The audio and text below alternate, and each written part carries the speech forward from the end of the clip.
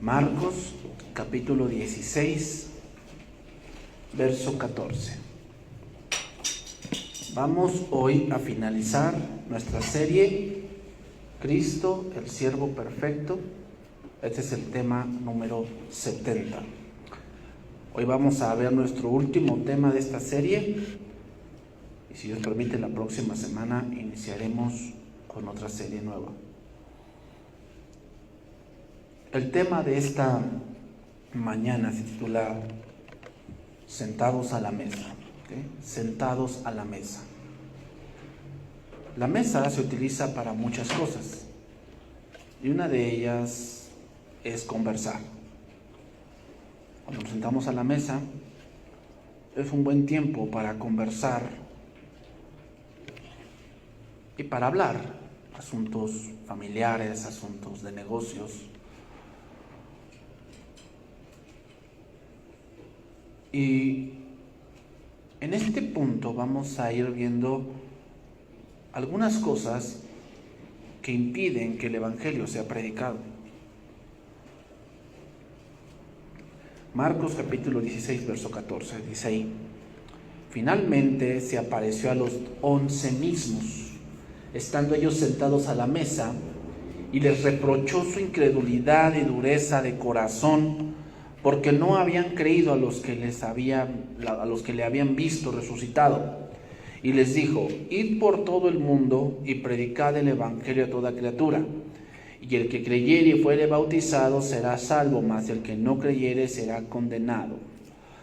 Y estas señales seguirán a los que creen. En mi nombre echarán fuera demonios, hablarán nuevas lenguas, tomarán en las manos serpientes, y si bebieren cosa mortífera no les hará daño. Sobre los enfermos pondrán sus manos y sanarán. Bien, hermanos, a lo largo de toda esta serie hemos visto cómo Marcos narra el ministerio de Cristo de una manera puntual. Es decir, son narraciones cortas que quieren darnos a entender que Cristo vino a este mundo por una misión. Por eso el Evangelio de Marcos es el Evangelio más corto, porque el punto de Marcos es darnos a entender algo rápido. Por decir, el Evangelio más largo es el Evangelio de Mateo. ¿Por qué? Porque él trata de explicar por qué Jesús es el Mesías. Los judíos no conocieron esa misión, porque ellos pensaban que Jesucristo o que el Mesías tendría que liberarlos del dominio romano. Y por ello decían Hosana, pero no entendieron el tiempo de su visitación. Mira, vamos a ver este versículo. Mateo capítulo 11, verso 20. Mateo capítulo 11, verso 20. Entonces, es importante ver los tiempos que estamos viviendo. Recuerden que Eclesiastés y casi toda la Biblia se enfoca en tiempos. La Biblia, por decir, se enfoca cuando dice a la edad de tal edad Abraham recibió, Sara recibió promesa, y hay tiempos marcados. Eclesiastés 3 habla sobre que hay tiempo para todo. Hay tiempo de llorar y tiempo de reír, tiempo de hablar y tiempo de callar, tiempo de abrazar y tiempo de abstenerse de abrazar. Hay tiempo de estudiar y tiempo de relajarse. ¿Okay? Entonces es importante saber cuándo es el tiempo adecuado. ¿Por qué? Por eso dice después, todo lo hizo hermoso en su tiempo. ¿Qué quiere decir? Hay dos tiempos marcados. El tiempo tuyo, el tiempo como hombre, donde tú decides qué vas a hacer, y el tiempo de Dios. Cuando tú haces las cosas en tu tiempo, como tú quieres, no es muy hermoso que digamos lo que viene. ¿Por qué? Porque vienen consecuencias que no son muy agradables. Cuando haces las cosas en el tiempo de Dios, por eso dice ahí, todo lo hizo hermoso en su tiempo. ¿En el tiempo de quién? De Dios. ¿Ok? Entonces, lo mismo pasa con nuestra vida. Tenemos que empezar a entender qué tiempo estamos viviendo, y lo mismo pasa con el tiempo en general. Eso nunca lo habíamos vivido. Una pandemia, ¿no? A lo mejor gente todavía vive que vivió la Segunda Guerra Mundial. Pero de ahí en fuera, ¿quién había vivido una pandemia? Nadie. Entonces es algo nuevo. Es un tiempo que Dios decidió que viviésemos. Y obviamente, hermanos, pues también hermanos nuestros creyentes están muriendo. No, como les digo, un pastor esta semana murió.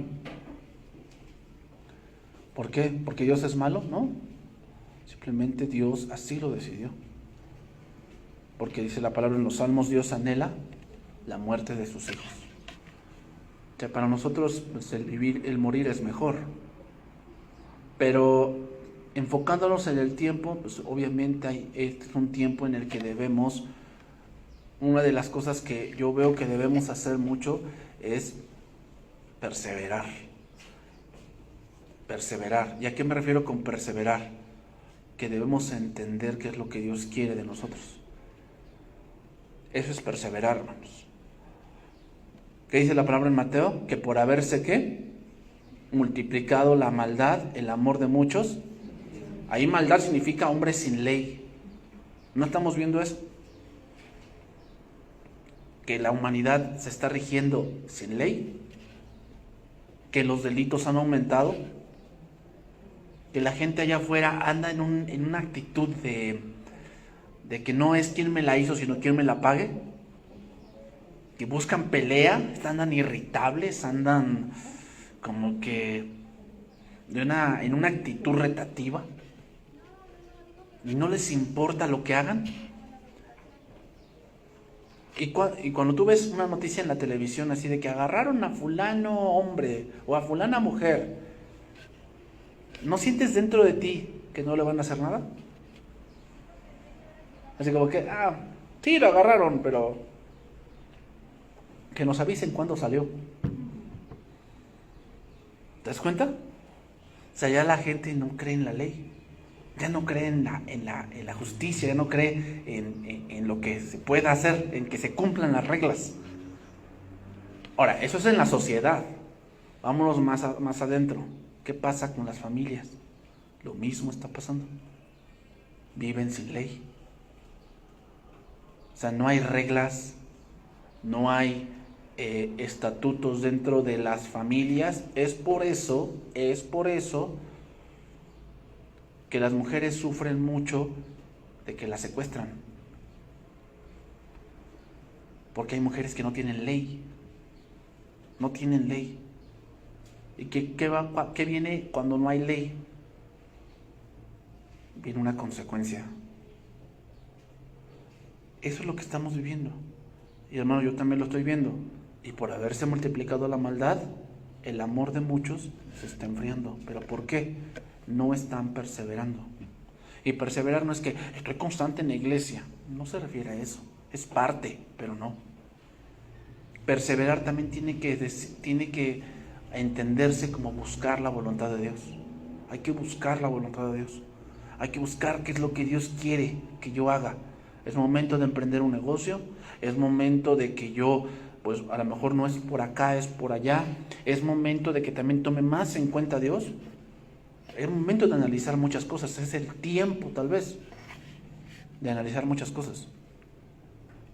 Es lo que dice Mateo 11:20. Dice, entonces comenzó a reconvenir a las ciudades en las cuales había hecho muchos de sus milagros. Esa palabra es importante, la palabra milagros. Fíjate cómo después dice, porque no se habían arrepentido, diciendo, ay de ti Corazín, ay de ti Betsaida, porque si en Tiro y en Sidón se hubieran hecho estos milagros, otra vez, hecho los milagros, ahí ves la segunda vez que se repite, que han sido hechos en vosotras, tiempo ha que se hubiesen arrepentido en silicio y en ceniza.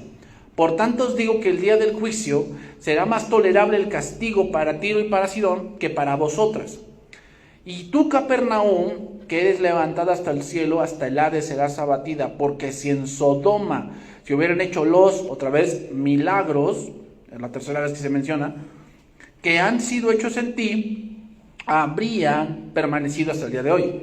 Por tanto os digo que el día del juicio será más tolerable el castigo para la tierra de Sodoma que para ti.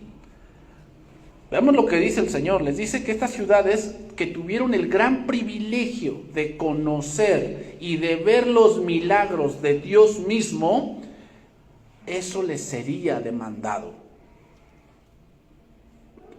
Es por eso que el pueblo judío ha sufrido mucho. ¿Por qué? Porque ellos tuvieron ese privilegio de que el Mesías viniese de ese pueblo y ellos le negaron y le siguen negando.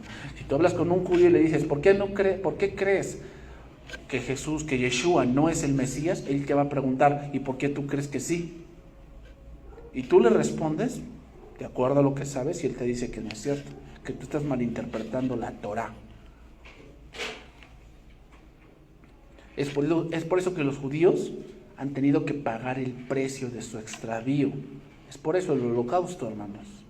O sea, tú piensas que es casualidad, o sea, ay Dios, ay qué malo los abandonó. No los ha abandonado, porque si así fuera ese pueblo hubiese desaparecido.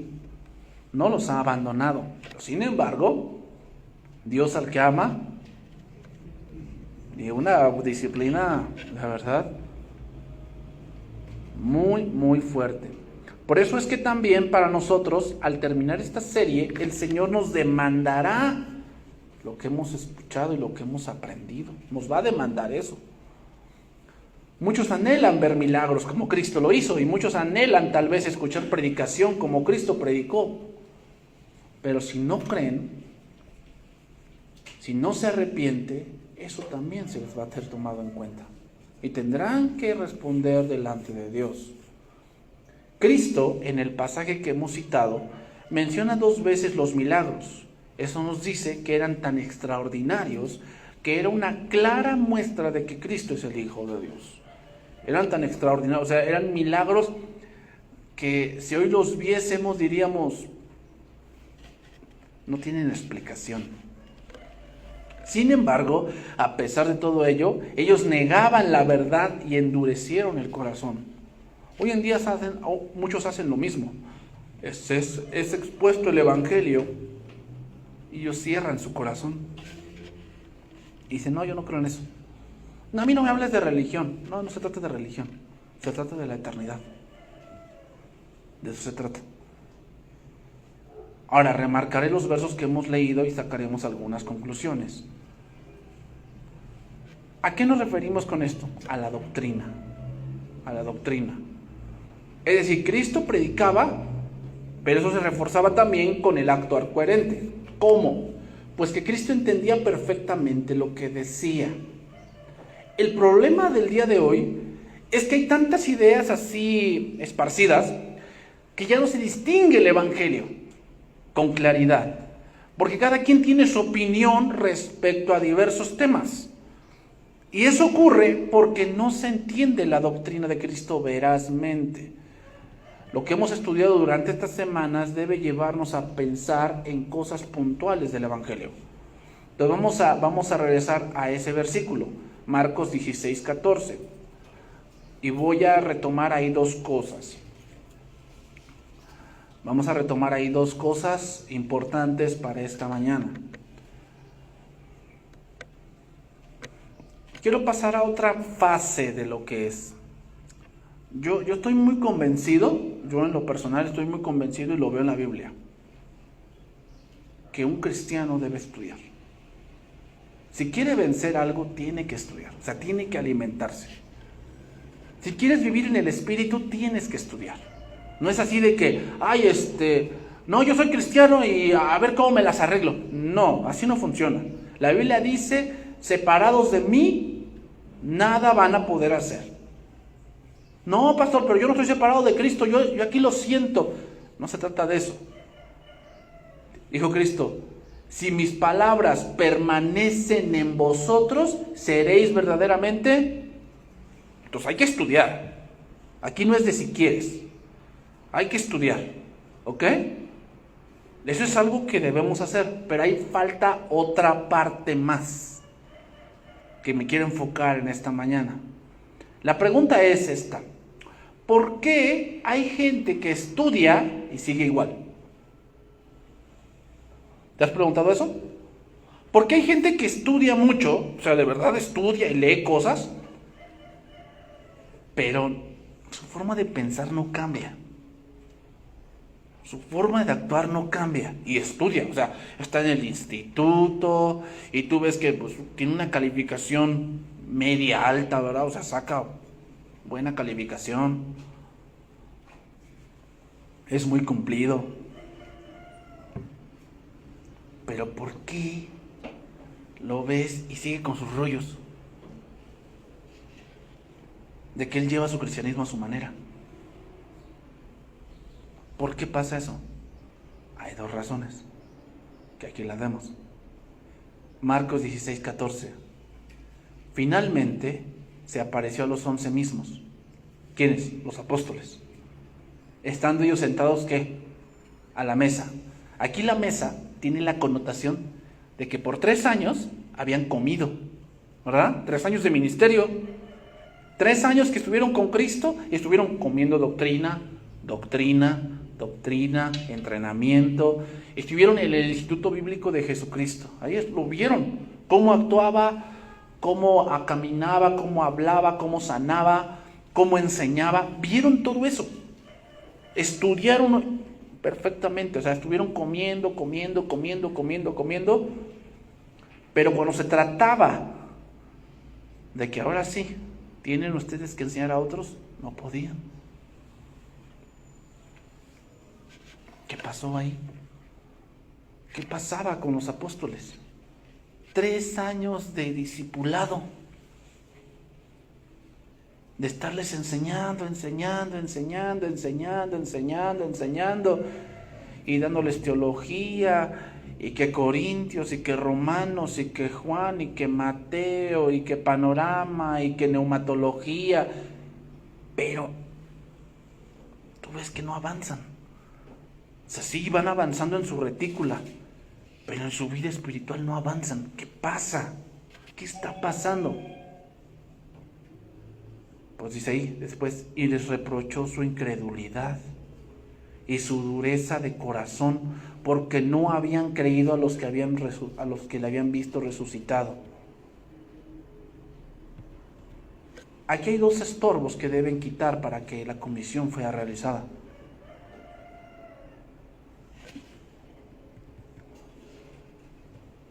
Y es la primera, incredulidad. Voy a leer este pasaje en palabras de Dios para todos. Este pasaje, Marcos 16:14, palabra de Dios para todos. Después Jesús se apareció ante los 11 seguidores cuando estaban comiendo y los regañó por no tener fe y por no aceptar lo que dijeron quienes lo vieron después de resucitar. La versión Martín Nieto dice así: y los regañó por no creer y por ser tan tercos. Esa versión, dije, está muy puntual, esta versión.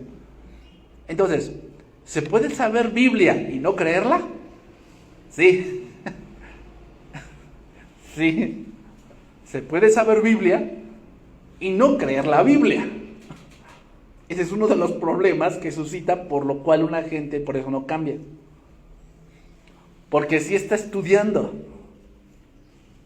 pero no cree lo que estudia. Aguas con eso.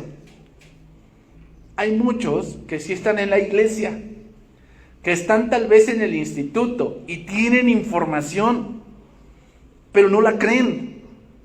Y eso es un problema que es como algo pequeño que va creciendo. Y esto va a desembocar, hermanos, en que vamos a terminar aborreciendo lo que al principio estuviste haciendo. Una persona que no cree en la Biblia va a terminar atacándola. Si tú estás estudiando y no crees, o sea, tú dices, yo hago mi manual, y de ese manual yo te preguntaría, ¿cuánto crees de eso? De todo Corintios, ¿cuánto crees? Y tú dices, nada más lo que me acomode, estás mal. Porque tal vez después eso que te acomode lo vas a atacar, porque vas a decir, No, es que no quiere decir eso. No, yo por eso ya ni voy, porque yo ya me lo sé todo. Ya estás atacando lo que supuestamente antes estudiabas. Entonces, es decir, venimos, sí, escuchamos, sí, pero si no creemos la palabra, vamos a terminar en un punto de decir que ya no me interesa. Y vamos a ver un ejemplo. Números capítulo 14. Vamos a estudiar ese pasaje teniendo este punto, ¿ok?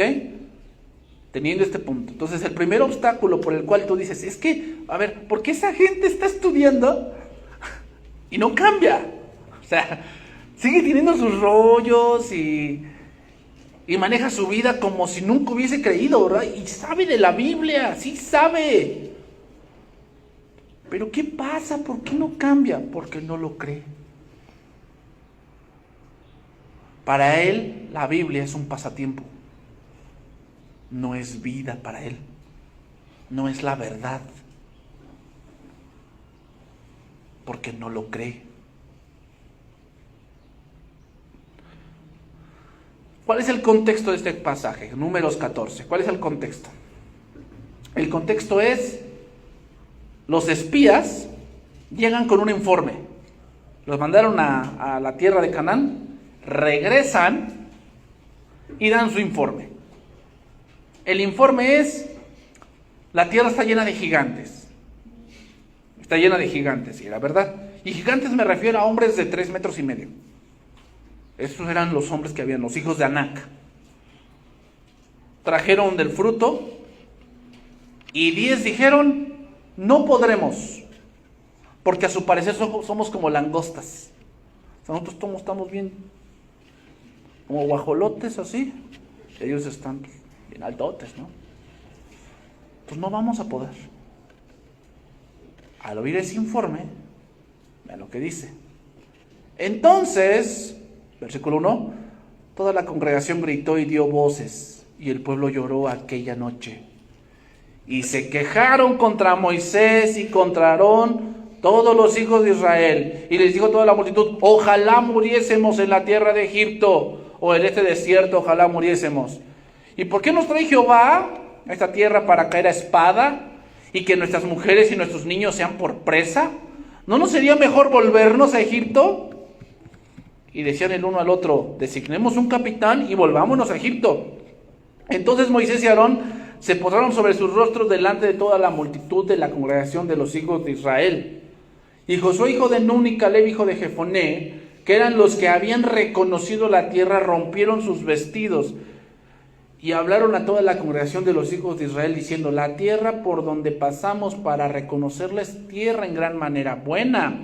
Si Jehová se agradare de nosotros, Él nos llevará a esta tierra y nos la entregará, tierra que fluye leche y miel. Por tanto, no seáis rebeldes contra Jehová, ni temáis al pueblo de esta tierra, porque nosotros los comeremos como pan. Su amparo se ha apartado de ellos, y con nosotros está Jehová, no los temáis. Entonces toda la multitud habló de apedrearlos. Pero la gloria de Jehová se mostró en el tabernáculo de reunión a todos los hijos de Israel. Números, como lo hemos leído, se enfoca mucho en la misericordia de Dios, en las dádivas de Dios, pero también se enfoca en las responsabilidades y en la disciplina. Números es un libro que habla mucho de la disciplina de Dios, de muchos castigos que Dios envió al pueblo por rebeldes. Entonces aquí el pueblo caminó por algún tiempo en base a una promesa. ¿Cuál promesa? Que tendría una tierra. Todos sabían esa promesa. José la sabía. Antes de que muriese dijo, cuando ustedes salgan de aquí, se llevan mi cuerpo. Jacob lo dijo igual. Si yo muero, no me entierres aquí. Yo no pertenezco aquí. Entiérrame en la tierra que yo creo. Ok. Después, Dios reafirmó esa promesa con señales en Egipto. 10 plagas. Y después Dios la volvió a reafirmar dándoles leyes en el Sinaí. Pero ellos no creyeron. Y cuando llegó el momento de la verdad, ellos mostraron lo que desde el principio eran. Nunca creyeron. Es como aquel que llega a la iglesia y Dios le promete vida eterna. Así dice la Biblia, ¿no? Para que todo aquel que en Él cree no se pierda. Esa es la promesa, ¿verdad? Si crees, vida eterna. Inicias tu caminar cristiano así. Después viene el punto de que vas a estudiar y Dios empieza a hacer milagros en tu vida. Tú ves cómo tu esposo cambia o tu esposa cambia. Que tu hijo Dios lo rescata, que rescata tu matrimonio, que rescata tu trabajo porque tu carácter cambia. Pero aún así no crees. Y luego viene el punto en que Dios te quiere utilizar, pero tú no crees. Hasta que llega el punto en que Dios te quiere dar algo, pero no puedes heredar la promesa. ¿Y qué es lo que viene después de la incredulidad? O sea, la incredulidad es el primer peldaño. La que sigue es la queja. Si estás recibiendo palabra, pero no la crees, eso va a desencadenar otra cosa, queja. Es decir, cuando reciben palabra pero no creen, los malos siempre son los líderes. Los malos siempre son los pastores, siempre. Es lo que dice ahí. ¿Contra quién se quejaron? Contra Moisés y contra Aarón, eran los líderes en ese momento. Se quejaron contra ellos. Y les dijo, ojalá muriésemos en la tierra de Egipto. O sea, es que siento que como aquí no está el espíritu, estamos bien muertos. Básicamente a los líderes les están diciendo, asesinos, ustedes trajeron aquí para matarnos. Porque para ellos es un suicidio caminar hacia la promesa. ¿Nos damos cuenta de lo que hay alrededor de esto? Es que habían recibido la promesa y la confirmación y su incredulidad hizo que ellos pensaran que Dios quería su mal.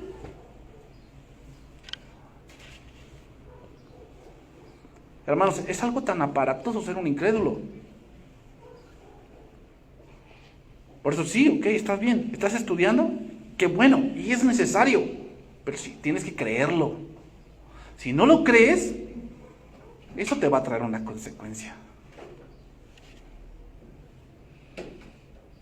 Y podemos llegar a puntos inimaginables de ser un quejumbroso, de todo te quejas.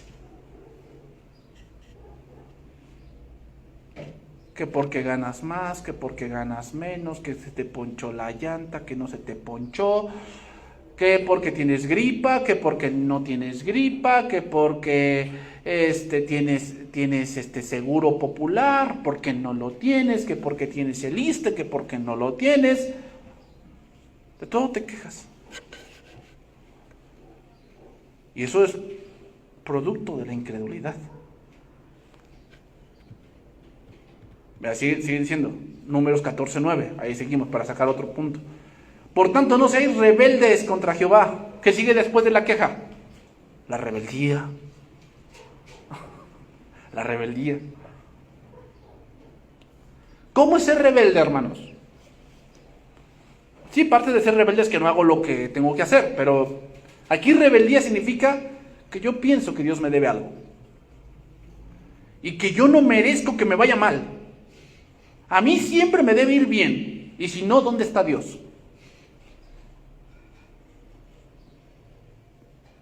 ¿Sí piensas eso? ¿Que siempre te debe ir bien?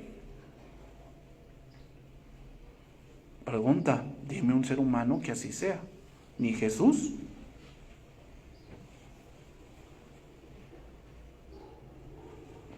Ahora te voy a decir otra cosa. El que te vaya bien es relativo, ¿eh? Es relativo. Porque si para ti que el que te vaya bien es que nunca te enfermes, pues la enfermedad no siempre es por pecado, a veces es por tu descuido. O sea, ¿qué quieres que suceda si siempre estás comiendo tacos de carnitas? ¿Qué quieres que te suceda? ¿Que estés como He-Man? Todo bien musculoso porque como tacos de carnitas. Pues no creo que suceda eso.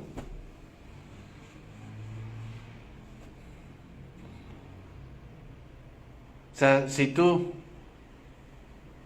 tienes una dieta desbalanceada y comes mucho azúcar, ¿qué crees que va a pasar?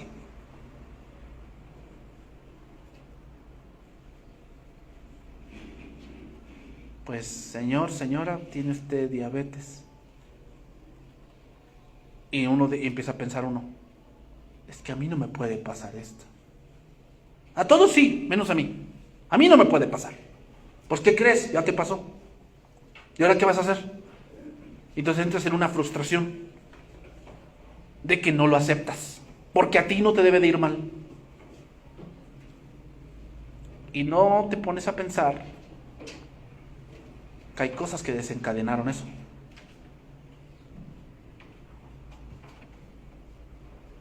Tu falta de disciplina, tu falta de ver solamente por ti y estar viendo por muchas otras cosas que a ti te competen. Eso es rebeldía. Rebeldía es pensar que Dios me debe algo.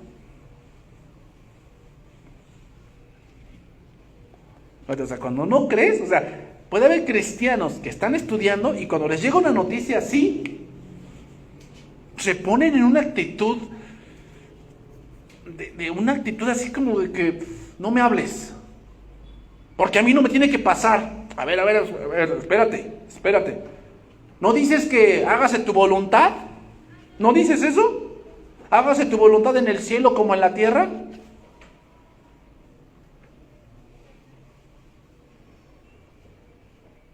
Sí, pero Dios me debe haber avisado. Pues te avisó, ¿cómo? Pues te decías, señor, señora, cuide sus triglicéridos, coma más verdura, tome más agua. ¿Y tú qué hacías?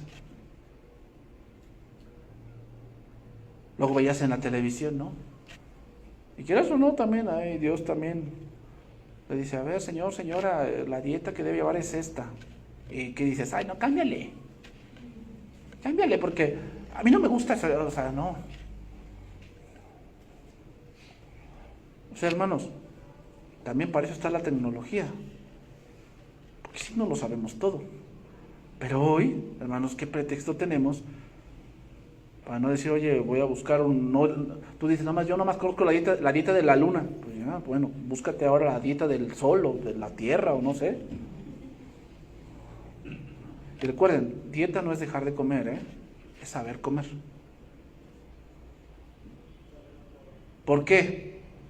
¿Por tu figura? Bueno, sí, ok, tu figura, pero más es tu salud. Porque una vida enferma, hermanos, es muy cara. Es muy cara, en serio. O sea, estamos hablando de medicamentos que a lo mejor nomás te duran una semana y cuestan 500 pesos. ¿Podría sostener una vida así? Entonces, no, pastor, si 200 apenas me los gano, por una vida de 500, y tú vas a tener que decidir entre tu medicina o vas a comer. ¿Qué decides? Y luego son 10 de familia. Está difícil.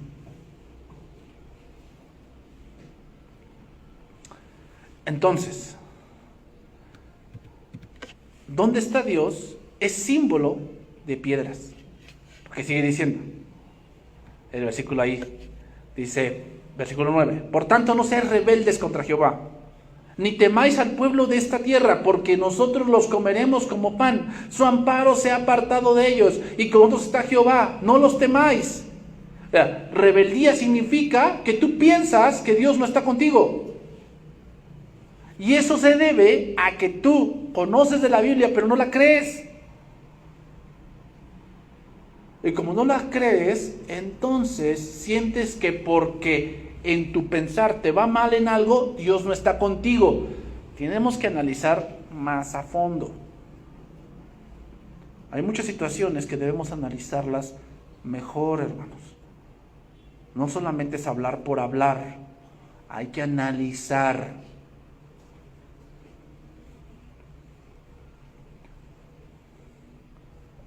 Y dice el versículo 10, entonces toda la multitud habló de apedrearlos. ¿Cómo es apedrearlos? Es que alguien te dice, recuerda la palabra, mira, la palabra dice esto, la palabra dice el otro, acuérdate de lo que dice la Biblia. Entonces alguien que es incrédulo va y le tira una piedra. Es decir, empieza a poner en tela de juicio la palabra que recibió. Eso ya es algo grave. ¿Sabes por qué? Porque a algunos sí los convence. Ay, claro, él porque nunca ha sufrido. ¿Ah, tú piensas que no? Todos sufren. No como tú, pero sufren. Ay, claro, es que pues ella nunca ha tenido que salir a trabajar. Ah, entonces trabajar es un sufrimiento. ¿Eso es lo que estás diciendo? Ah, estás tirando tus piedras, ¿no? Ah, sí, me dijo que cree en Dios. Vete, va tu piedra. Tú nunca te has preocupado. Bueno, a lo mejor no en eso, pero tiene otras preocupaciones. Y también tiene que confiar en Dios. Si no, pues también se va a rebelar. ¿Te das cuenta qué peligroso es ser un incrédulo? Saber de la palabra, pero no creerla, es peligroso. Sigue diciendo, versículo 11, ahí dice Dios, 14:11 de Números. Y Jehová dijo a Moisés, ¿hasta cuándo me ha de irritar este pueblo? ¿Hasta cuándo no me creerán? Con todas las señales que he hecho en medio de ellos. ¿Hasta cuándo no me creerán? Eso es increíble. Y fíjate la solución. A mí esto me espantó, pero fíjate la solución para una persona que está estudiando, que sabe de la Biblia, pero que no la cree. Esta es la solución. ¿Cuál? Yo los heriré de mortandad y los destruiré. Es una solución fuerte. Y a ti te pondré sobre gente más grande y más fuerte que ellos. Lo que Dios dirá con un incrédulo que ha ido muy lejos, y la única forma de hacerlo volver es disciplina.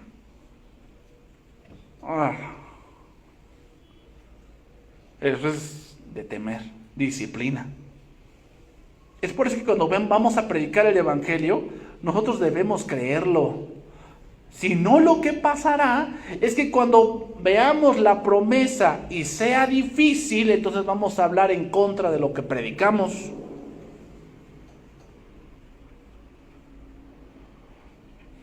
Sin duda después vemos la disciplina. Moisés intervino aquí. ¿Qué es lo que iba a hacer Dios? ¿Qué iba a hacer Dios? Lo que iba a hacer es matarlos a todos de un golpe. Matarlos a todos. Por rebeldes, por quejosos y por incrédulos. Moisés intercede por ellos y Dios no lo hace, pero sin duda murieron. Pero no murieron de un solo golpe, murieron gradualmente. Pero de que murieron, murieron. Eso es lo que le espera a alguien que es un incrédulo. Entonces, ¿qué quiere decir? ¿Que se va a morir? No. Pero muchas promesas que Dios tenía preparados para esa persona mueren. Nunca más las va a heredar.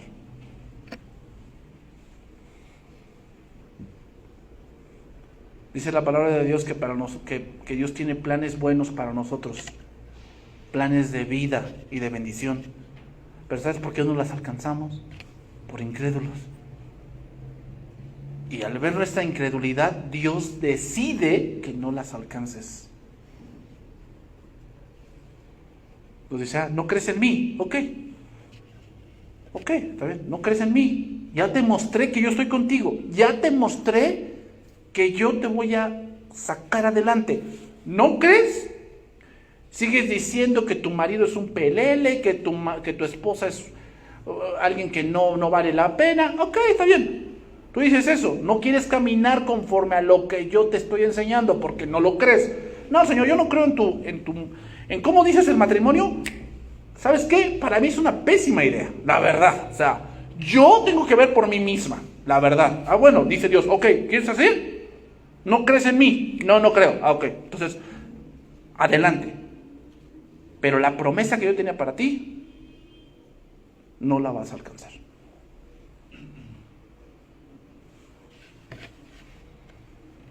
¿Por qué, Señor? Por incrédula. Por incrédulo. No lo vas a alcanzar. Porque no crees en mí. Y diciendo que solamente tú tienes que ver por ti, entonces quiere decir que tú te estás quejando que yo no veo por ti.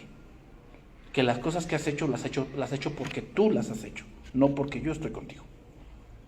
Tanto te he mostrado, por 5, 10, 15 años, te he mostrado que yo estoy contigo. Y aún si tú no crees, vas a morir. ¿Y saben de la Biblia? Sí. ¿Estudian? Sí. Pero no creen. ¿Cuál es la segunda cosa? Dureza de corazón.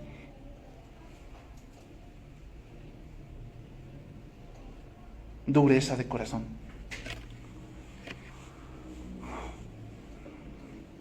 Versión lenguaje actual. Luego Jesús se desapareció, estoy en Marcos 16, 14, lenguaje actual. Jesús se desapareció a los 11 discípulos mientras ellos comían y los reprendió por su falta de confianza y por su terquedad. Muchos hoy en día hasta el sentido común han perdido. Quieren ser tan espirituales que caen en lo ridículo. O sea, sí, hermanos, sí. Pero algo que nos dio Dios es el sentido común. En muchos casos se dicen tan cienciólogos, y lo digo así como que yo solamente me baso en lo que podemos probar. Ok. Entonces, ¿por qué crees en la evolución? Si eso no lo has podido probar. Pero es científico. ¿Quién dice? Para empezar, Darwin no era un científico. Darwin era un observador.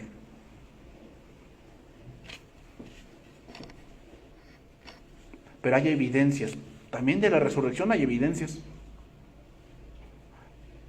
Es que se han encontrado cuerpos. Se encontró la tumba.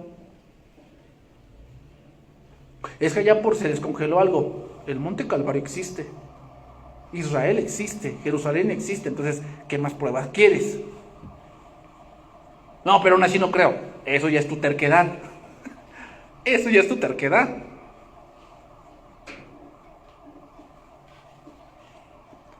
Sacan reflexiones tan irónicas y tan fuera de la realidad. A ver, si Dios es tan poderoso, ¿puede crear una piedra tan grande? Sí, Dios es poderoso, pero también Dios lo sabe todo y no sería tan tonto. Cuando Dios hace algo, lo hace por un propósito. ¿Qué propósito tendría hacer una piedra tan grande?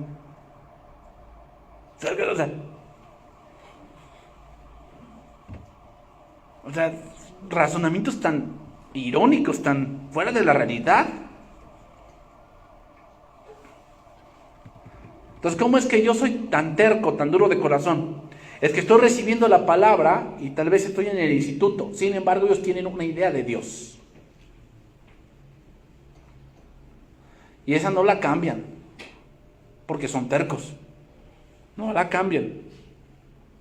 Y tal vez ya se les explicó de cómo Dios dice que debe de ser y cómo deben de caminar hacia la bendición. Pero ellos sacan sus pensamientos de por qué no aceptan sus principios. Pensamientos como, no, es que es muy joven para entenderlo. Él no me entiende porque, pues, yo le doblo la edad y pues él no entiende. No, es que yo tengo todo bajo control.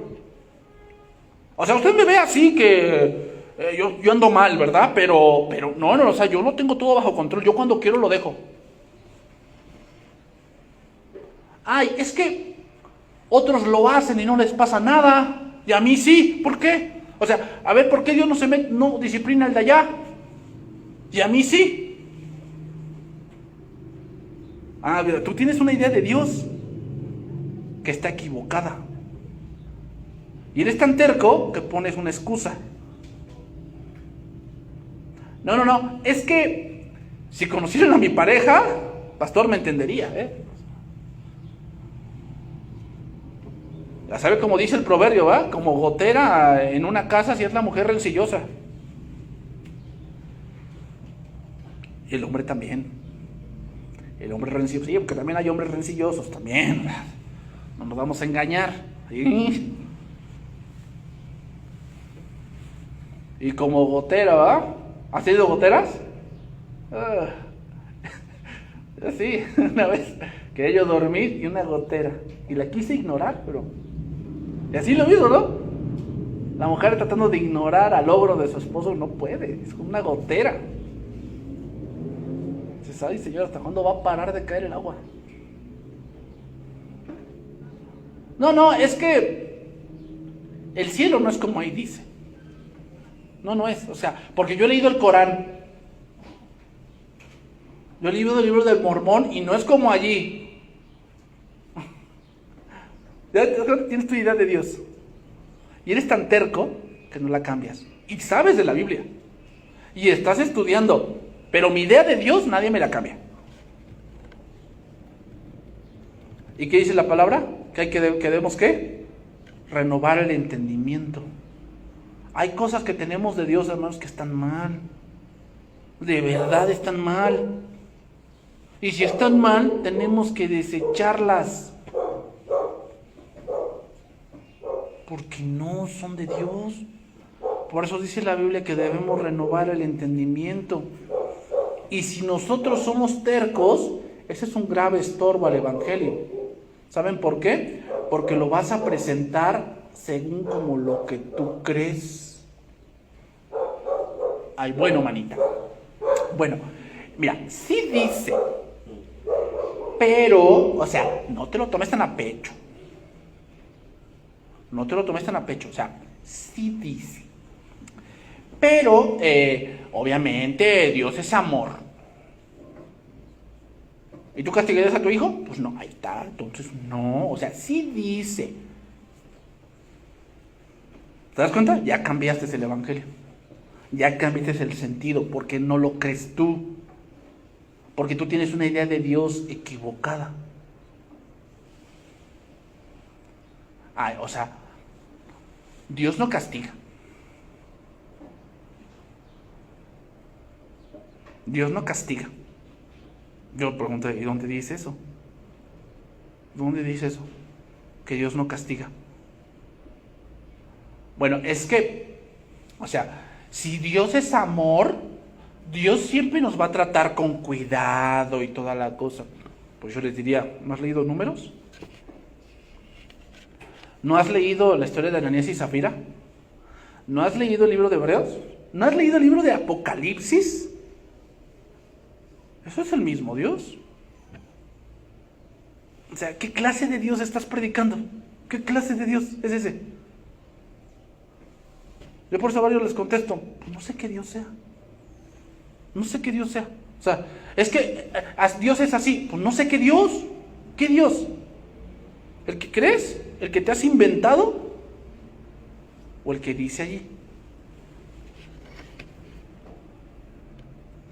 ¿Qué dijo Pablo en Romanos? Mirad pues la bondad y la severidad de Dios.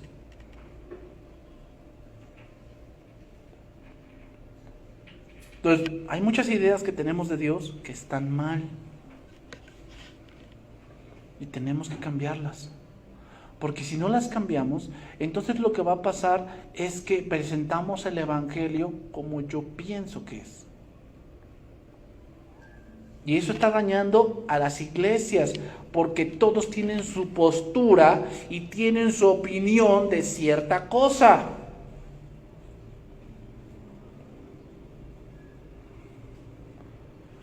Entonces eso produce una división. Entonces vamos terminando. Marcos 16:14. Seguimos allí y seguimos los últimos 2 versos. Finalmente se apareció a los 11 mismos, estando ellos sentados a la mesa, y les reprochó su incredulidad y dureza de corazón, porque no habían creído a los que le habían visto resucitado. Y les dijo, id por todo el mundo y predicad el Evangelio a toda criatura. Y el que creyere y fuere bautizado será salvo, mas el que no creyere será condenado. Terminamos analizando esto. ¿Por qué predicar el Evangelio? ¿Cuál es la razón? ¿Llenar la iglesia? Yo me acuerdo que antes aquí decía uno que hablaba aquí enfrente, decía, si trajéramos a uno, a ver cuántos somos, 2, 4, 6, 10, seríamos 20. ¿Ese es el punto de predicar el Evangelio? ¿Llenar la iglesia? Pues parece como de partido político, ¿no? Así como que te doy una ayudadita, pero me das tu credencial y le sacamos copia. ¿Ese es el punto? ¿Llenar la iglesia? ¿Tener una megalópolis para que vean que Dios está con nosotros? No necesariamente.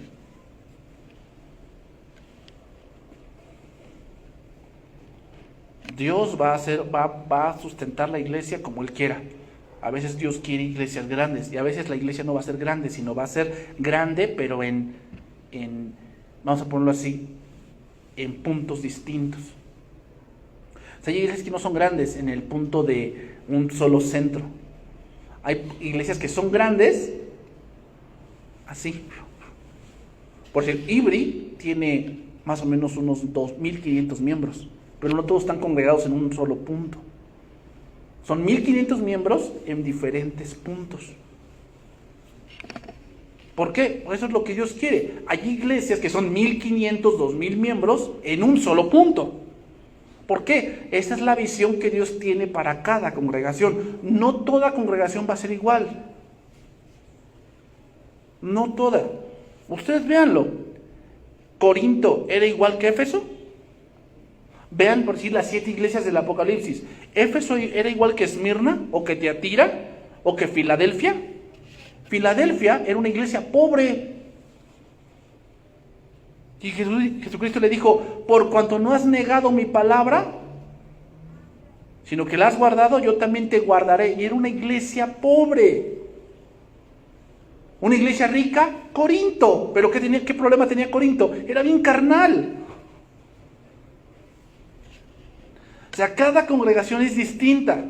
Y Dios tiene una visión para cada congregación distinta. No tenemos que parecernos a alguien.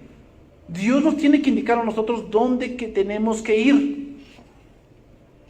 Si Dios va a proveer que sea una iglesia grande, va a proveer los maestros y va a proveer todo para que eso sea.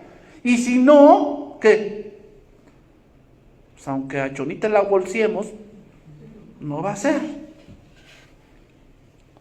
Ese es el problema de muchos y a veces de los líderes. Los líderes ven en el tuyo, dicen, ay, este pastor tiene un mega auditorio. Ay, yo quisiera así, en el nombre de Jesús. ¿Ah? No, pues sí, pues yo dije, yo soy el pastor de 5,000 gentes. Ay, no, pues sí, me arreglo bien la corbata y todo, ¿no?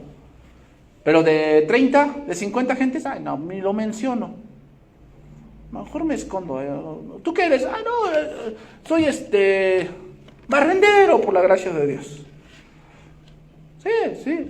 Pero te das cuenta, o sea, agarran algo que no es su visión para él.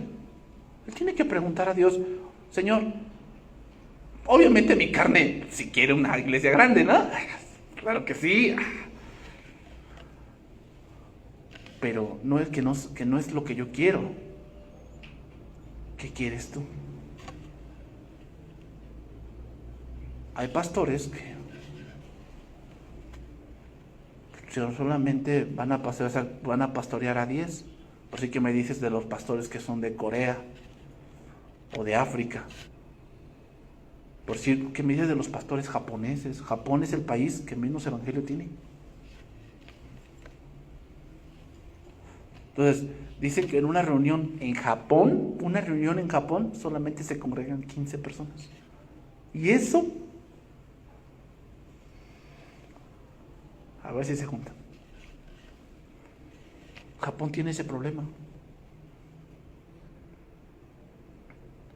Entonces te das cuenta por qué Japón tiene un problema también. El problema son de jóvenes que se meten a los videojuegos y están así, no salen de su casa por 2 años.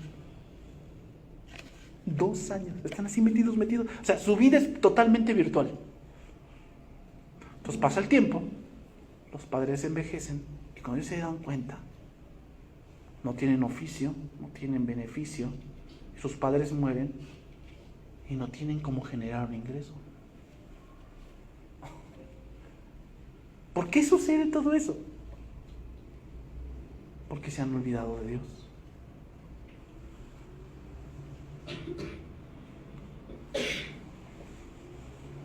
Entonces, ¿por qué predicar el Evangelio? ¿Cuál es la razón? Porque se trata de la eternidad, hermanos.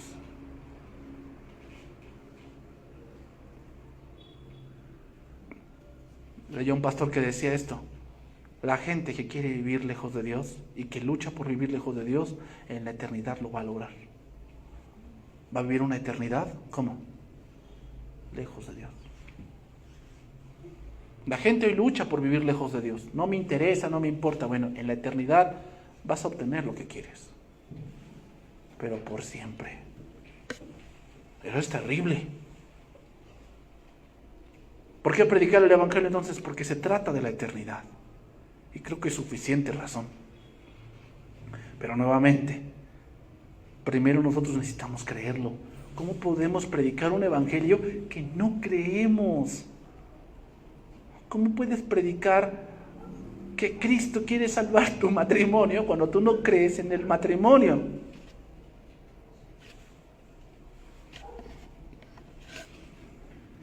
¿Es bueno estudiar? Sí, es bueno, hermanos. Darle nuestro tiempo a Dios es un tiempo que jamás será un desperdicio.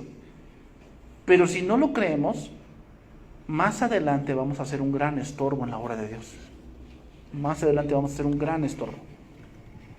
Vamos a terminar con este pasaje, Romanos capítulo 10, verso 1, y con ese pasaje vamos a terminar.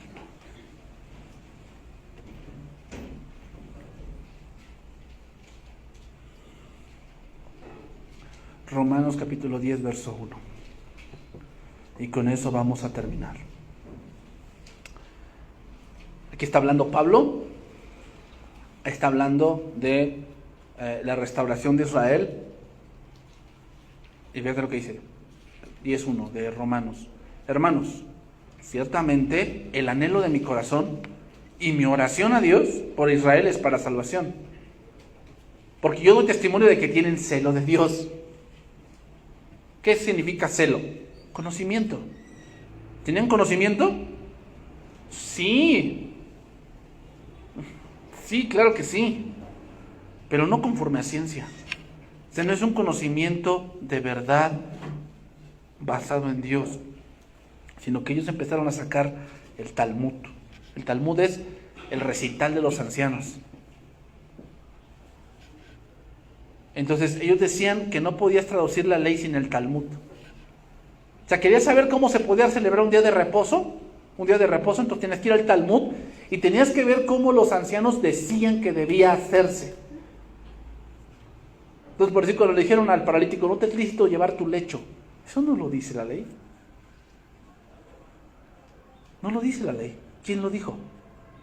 Los ancianos. Y le daban más prioridad a lo que decían los ancianos que a lo que la Biblia decía. Por eso, hermanos, es importante. Tú vas a estudiar la Biblia, la primera cosa que debes entender es que la Biblia es la misma que te va a dar la respuesta.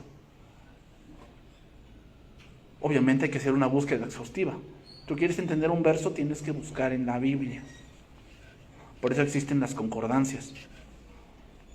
Por eso existen las referencias de hebreo y griego. ¿Por qué? Porque la respuesta está allí, pero hay que buscarla. Hizo su trabajo.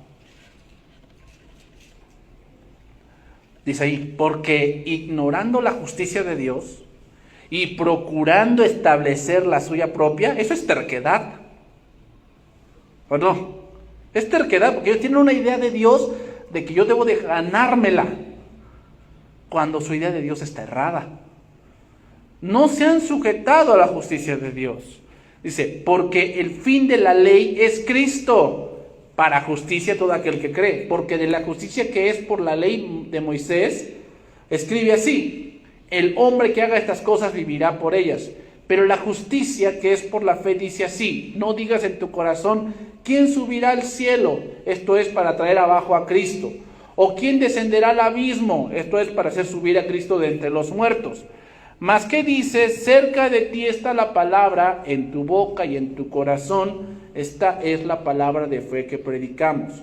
Que si confesares con tu boca que Jesús es el Señor y creyeres en tu corazón que Dios le levantó de los muertos, serás salvo.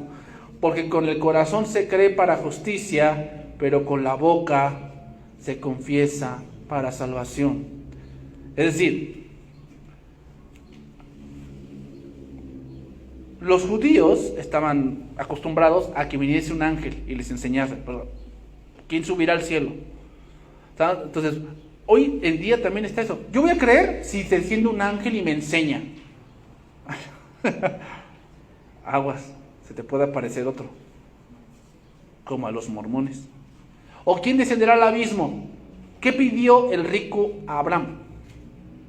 Padre Abraham, envía a Lázaro el abismo, o que suba, o que vaya del Seol arriba, y que les hable a mis hermanos. Y por eso dice, cerca de ti está la palabra. ¿Dónde está? Ahí la tienes en tu mano. ¿Está cerca?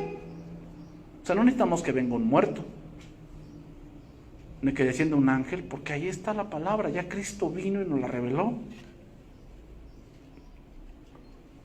¿Y cuál es el punto? Que si confesares con tu boca, ¿qué quiere decir eso de confesar? Sí, hablar, pero creer. ¿Podemos confesar algo que no creemos? Sí.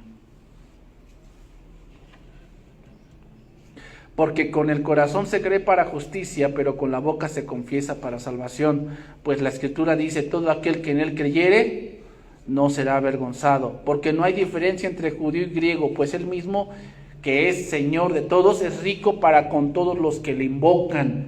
Porque todo aquel que invocare el nombre del Señor, será salvo. ¿Y cómo pues invocarán a aquel en el cual no han caído? Fíjate bien dónde está ese verso. Fíjate bien, es el versículo 14, o sea, 13 versículos dando a entender que sí, que el pueblo tiene conocimiento, es terco, que nosotros también ya tenemos la palabra, debemos creerla en el corazón y con eso se confiesa y después viene el anunciar. ¿Cómo pues invocarán a aquel en el cual no han creído? ¿Y cómo creerán en aquel que no han oído? ¿Y cómo irán sin haber quien les predique? ¿Y cómo predicarán si no fueren enviados? Como está escrito, cuán hermosos son los pies de los que anuncian la paz, de los que anuncian buenas nuevas. Termino con esto, hermanos. O sea, ¿sabes por qué muchas iglesias crecen? ¿Sabes cuál es el método que ahora utiliza la gente o las iglesias para crecer? La división. Hoy la iglesia no crece por evangelismo, crece por división. Es decir, yo me entero y digo, los de allá tienen problemas, o los de acá tienen problemas. Vamos a ponernos enfrente. Cuando se dividan, la gente que se divide, ¿con quién se va? Pues conmigo, y crecemos.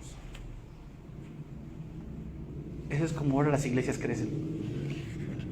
Se llenan de resentidos, de amargados, de pecadores que pues no los admitieron con su pecado dentro de la congregación, entonces salieron. Y aquí sí me admiten porque aquí sí hay amor. Esa es la manera de la que hoy crecen las iglesias. ¿Cuál es la consecuencia de eso? La consecuencia de eso es que se rebaja el evangelio para tenerlos contentos. Se rebaja. Yo espero que la próxima serie, que yo ya la tengo lista, sea de una manera muy edificante para todos. Pero vamos a tratar asuntos un poquito delicados. La serie que sigue se va a llamar ¿Cómo se mancha la adoración a Dios? Vamos a tratar temas como que hemos perdido el temor. Ya no honramos a Dios. Decimos que sí, pero no. Decimos, qué fastidio es esto. Ya me llamarte, ¿no? Otra vez el domingo. Otra vez, hay que ir a la iglesia. Otra vez. Vamos a tratar asuntos así. Y a muchos pues sí no les gusta. ¿Por qué? Porque tal vez estoy haciendo eso. Que ya para mí Dios es un fastidio. Ay, otra vez. Hay que conectarme a la transmisión. Ay, qué fastidio es esto. Ay, otra vez. Me están diciendo que tengo que estudiar. Pues sí, hermano. Es por tu seguridad. Porque si no, nos vamos a apartar. Y el que persevere hasta el fin, ese será salvo. Entonces yo espero, hermanos, que terminando ya esta serie, podamos haber conocido un poquito más de Cristo. Eso nos llevará toda la vida, pero que podamos haber conocido un poquito más de Cristo, de cómo Él actuaba, de que Él es el siervo perfecto porque Él tenía clara una misión. ¿Cuál era la misión? La cruz. Tú y yo tenemos una misión, tú y yo. No permitas que tus anhelos personales y tus sueños te desvíen de esa misión que Dios te ha dado. Tú tienes una misión. Y sí, está bien, vas a luchar por tener algo en esta vida para dejarle a tus hijos. Está bien, sí. Pero que no te desvíe, porque tú eres cristiano. Y si eres cristiano, tú tienes una misión. ¿Cuál? Pregúntale a Dios. Yo tengo una misión diferente, tú tienes una misión diferente, cada uno de nosotros tenemos una misión diferente. Luchemos por llegar ahí. Para que cuando nos presentemos delante de Dios, como nuestro hermano pastor que también ha partido, lleguemos delante de Dios y decir, Señor, yo hice tu voluntad. Tal vez podía haber hecho más, pero la hice. Amén, hermanos. Vamos a orar.